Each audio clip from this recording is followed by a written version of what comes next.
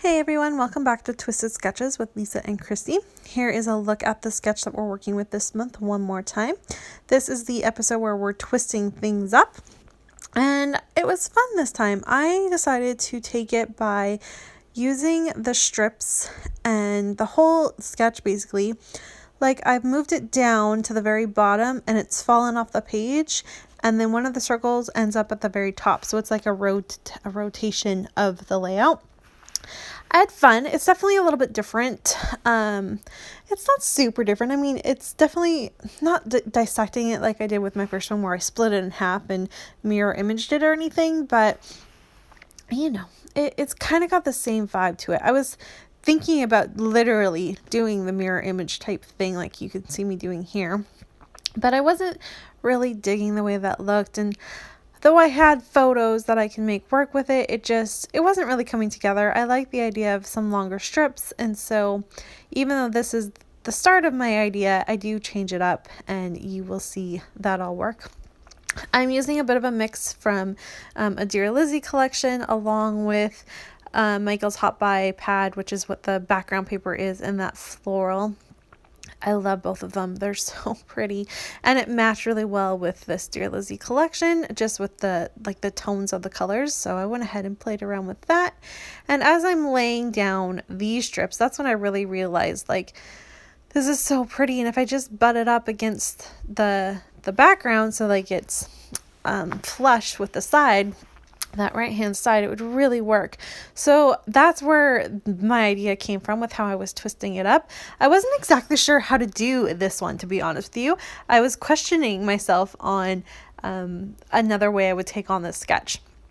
I did not pick this sketch. This is one of the ones, if you remember, we mentioned in the first video, we are doing the same sketch as both Crafty Maggie and Tracy, and I'm so sorry, I can't think of what their thing is called right now, but they do a sketch. I think it's One Sketch 4 Ways or something along the lines of that. It's an awesome series. You have to check it out. But we're all using the same sketch. We're kind of joining forces this month, and I love it. I think it's fun. I'm really excited to see how everyone else used this sketch, because though they don't do what we do where we twist it and add a challenge into it, they still kind of do things a little bit differently. They flip it or rotate it or whatever they do. So I'm very excited to see how they take on this sketch one more time. I found it to be quite challenging. So I love the finished layout. It did take me a while to get there, but I do like it. And I have these 4 photos. They are of my kids. They were giggling. Sean and I were sitting on the couch. I'm pretty sure it was a Sunday morning. And it's our lazy day. It's our family day and our lazy day. And we kind of take things a little bit slower. And we were sitting on the couch watching soccer, and all we could do was hear them just giggling and giggling and giggling. And we're like, what is going on? So we walked into their room, and there they were, sitting on Jackson's bed at the time, just laughing at each other. He was tickling her, and she was making funny sounds back at her. She's got this little tongue thing that she does. I'm sure all 1-year-olds do it, but they go that type of sound, right?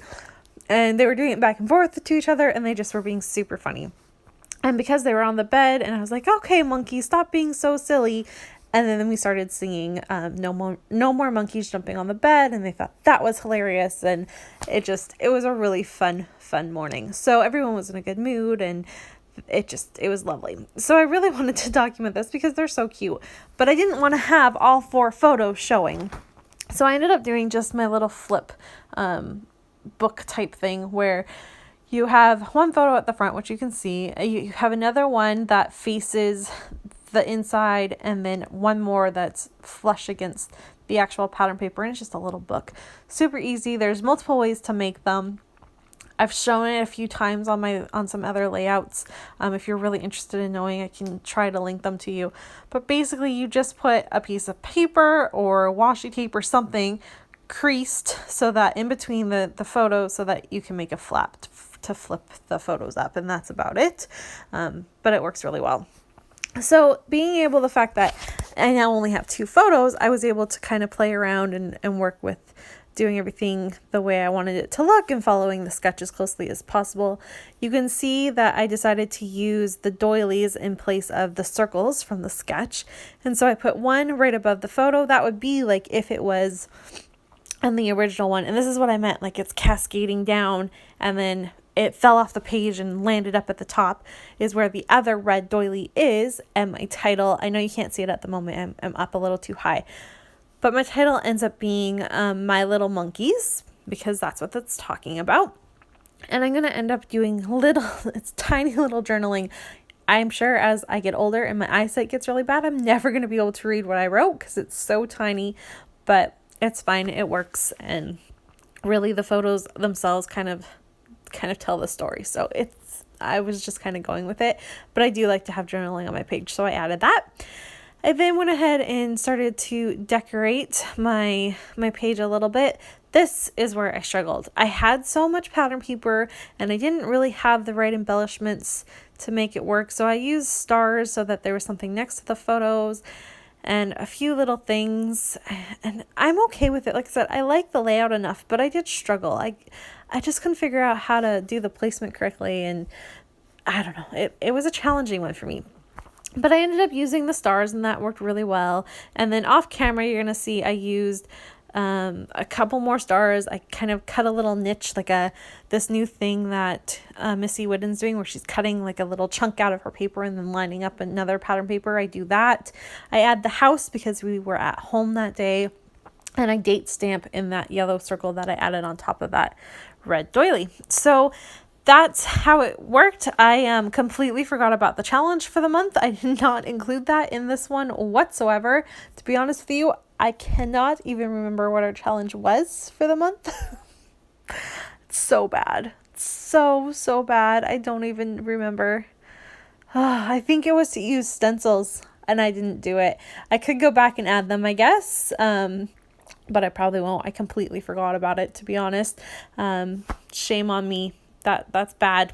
Anyways, there is a look at the sketch one more time and my finished layout. Please make sure you head on over and check out Lisa's take on how she twisted it up, and we'll be back next month with another sketch to work with. Bye.